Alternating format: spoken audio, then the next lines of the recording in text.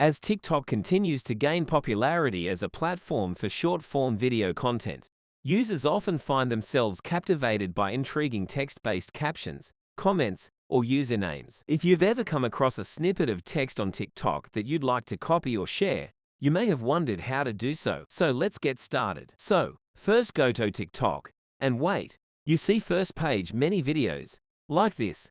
So, first click once video, and you see right side text So first text to select last text he. Hey guys is the so easy trick.